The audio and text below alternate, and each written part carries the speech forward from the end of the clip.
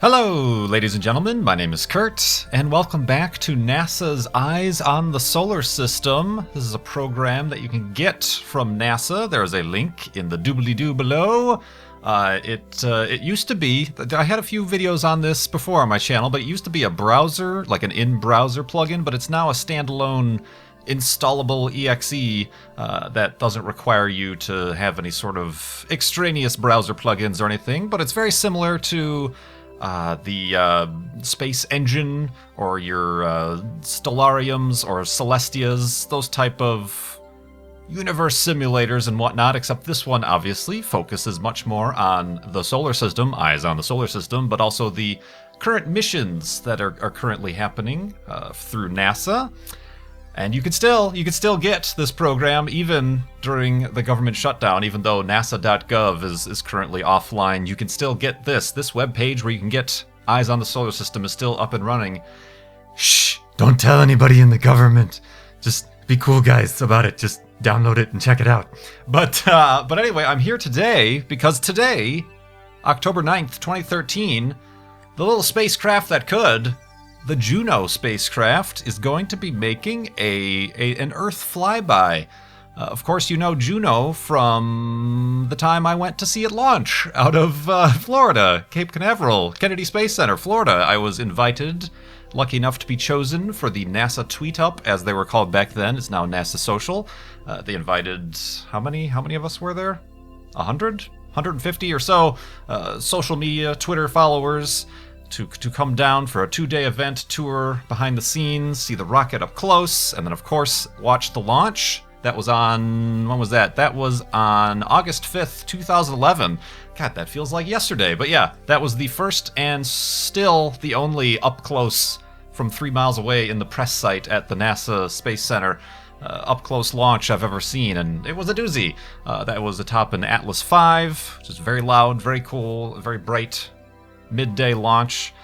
Bill Nye the Science Guy was right there with us watching, so that was really cool. But yeah, I watched the Juno spacecraft launch from Florida, and now, after 2 years of orbiting the inner solar system, if I zoom out here, and of course we're looking, if you look in the lower left of the screen, we're looking at about the time when I'm planning on releasing this video. And if you note here, it launched, it went out a little bit past Mars, and is coming back in for a flyby of Earth. And this is for a boost, a speed boost, a gravity boost, or however you want to term this. It's going to get really close, actually, to the Earth, and the gravitational pull and the momentum carried is what's going to send Juno on its trajectory towards its final destination, and the reason it is out there in the first place, to study Jupiter. So let's actually start to speed things up. This is real rate. This is how Juno looks right now. If you're watching this as I release this video, right now, it is currently 87,000 kilometers, give or take 600, from Earth. And that's looking back at the sun. There's the other orbits of the other planets, of course. It has these solar panels. I've explained this before. This is actually one of the first deep space missions, deep space meaning anywhere outside of the Mars orbit, that is using solar panels as opposed to a nuclear plutonium power source. It's using solar panels. It's constantly rotating at this rate. These are some of the scientific instruments on Juno. Juno is actually quite large. I believe it's 60 meters from tip to tip, so maybe a human is as tall as one of these panels here. So it's not a small thing, but it's out here, and it's going to make a pass today, October 9th, 2013. Its closest approach is going to be at 1922 GMT, which is 3:22 p.m. Eastern Time. So in a couple hours, I am on Central Time, so it's going to be 2:22 p.m. Central Time. So 2 hours, 20 minutes from when this video comes out it's going to make its closest pass, by Earth for that gravity boost. I'm going to speed things up. It's going to start looking really weird. And I could actually zoom out so it's less crazy looking. But Juno is going to... Let's zoom back in. Let's slow down. Slow it up. Okay, I guess we can look a little bit closer to Juno. It looks funny, but here, let's... Juno looking at Earth. There we go. It's actually going to get, if I can time things properly, to 222. It's going to get... Spoilers, wait for it.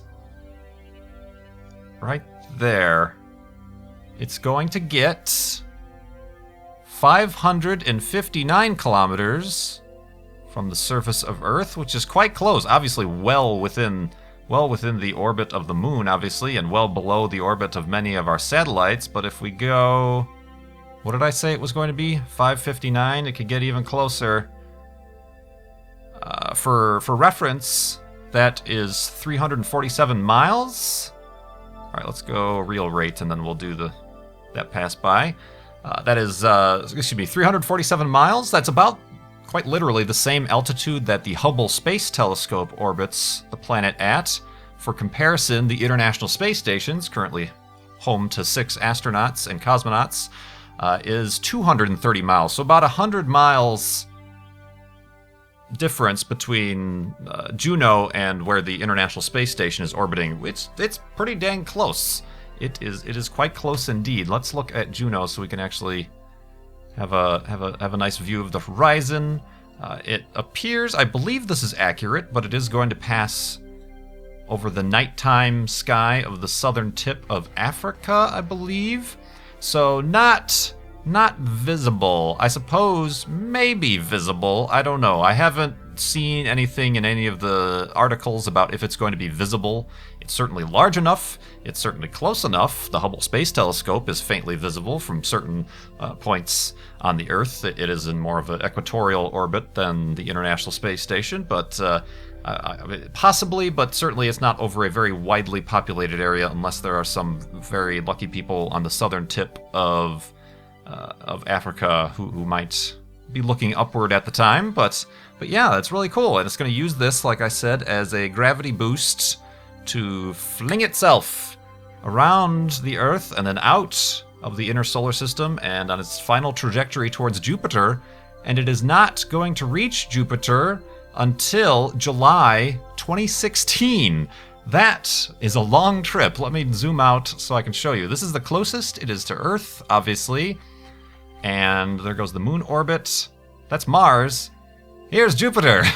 So it's going to do a whole nother orbit, and I could show you that in a second, and then hook up with Jupiter. Jupiter and the solar system is extremely large and far away.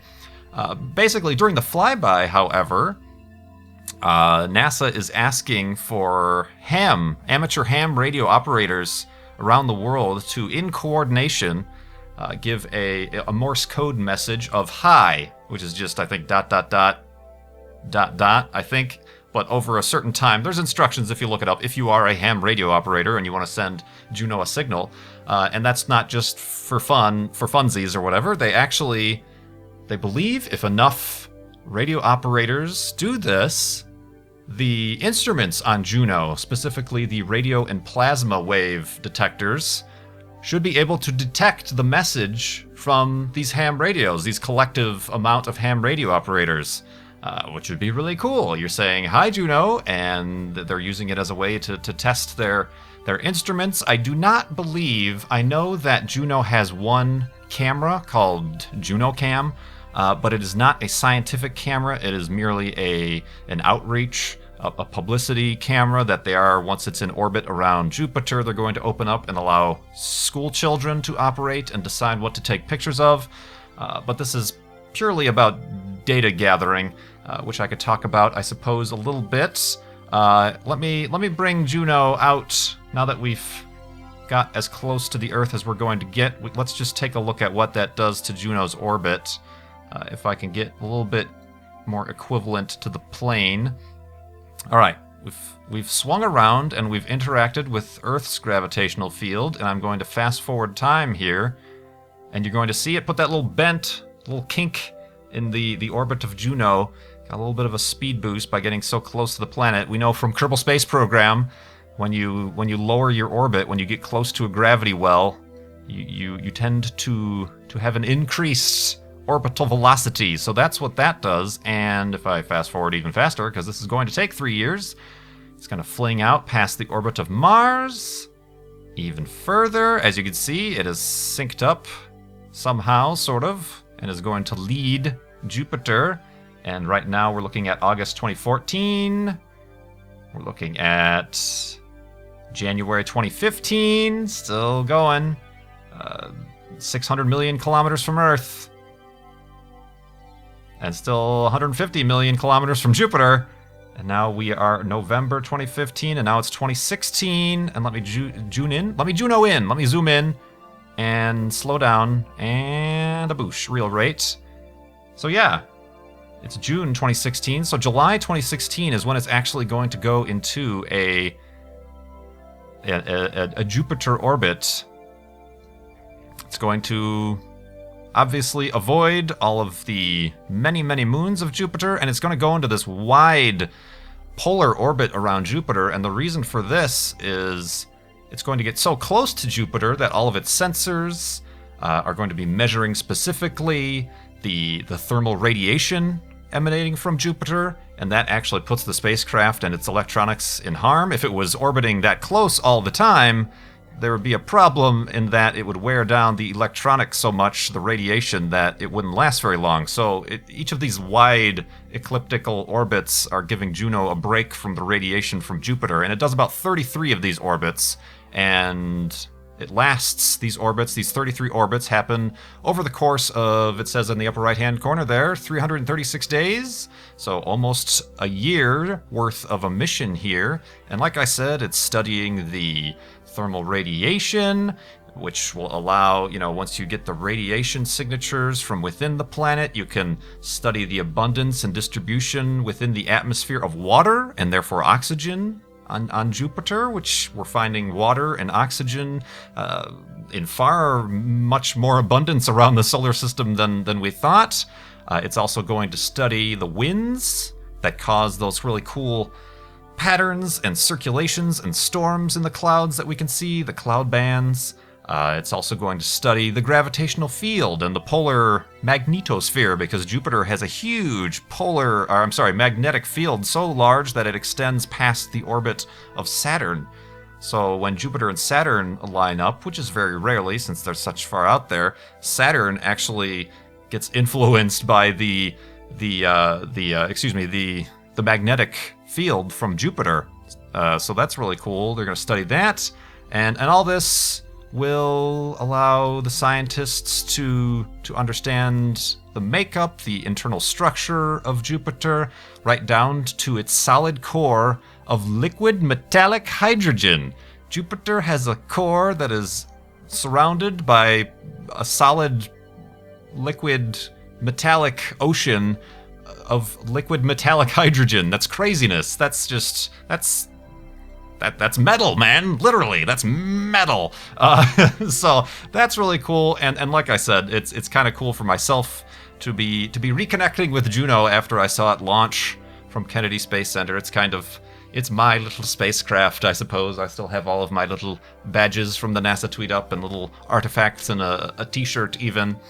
So yeah, like I said, even though in 2016 Juno is going to be 671 million kilometers from Earth, right now, it's going to come within 559, 2 hours from when this video goes live at 3:22 p.m. Eastern Time, 2:22 Central, and that would be 12:22 p.m. Pacific Time, which equates to 19:22 GMT.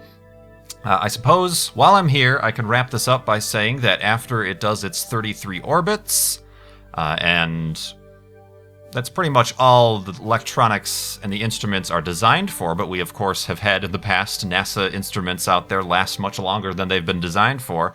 But as it stands now, after these 33 orbits, they are going to, let's go to the deorbit stage. They are going to deorbit, like we know in Kerbal Space Program. It's going to do a little bit of a burn at its apoapsis, which is going to easily bring the periapsis down. And Juno is going to be deorbited into the atmosphere of Jupiter, and that will end the mission. This is, of course, to This is a kind of a newer, I suppose, rule that NASA has imposed upon itself to rid the solar system of debris. They don't want eventually 10, 15, 100 years down the line for Juno, this dead spacecraft, to run into one of the moons of Jupiter and contaminate it. Obviously, we want to keep these things as pristine as possible so that we can study them and know the origins. So in order to do that, they are going to purposefully deorbit Juno into Jupiter, and it has that one camera. I suppose I don't think they're going to be able to get any footage or images because of simply the data rate it would take to then transfer the images. The spacecraft would be dead by the time they were able to transfer any images via the radio to the planet Earth, and the instruments aren't really set up to take measurements as it enters the atmosphere. It's pretty much just gonna blow up, not blow up, but burn up.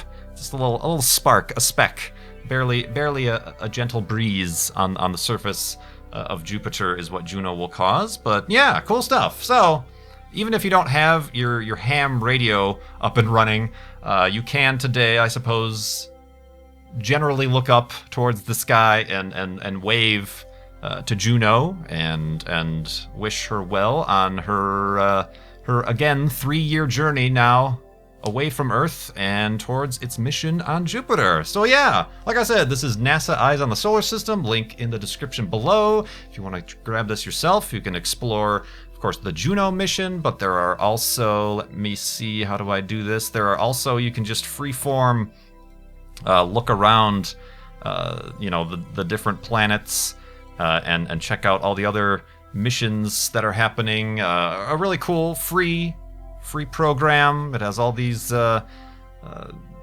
spacecraft to explore and things you can learn about the universe, the solar system specifically, and have fun like this stuff. So yeah, Juno, go Juno, and thank you very much for watching. My name is Kurt. I will see you next time.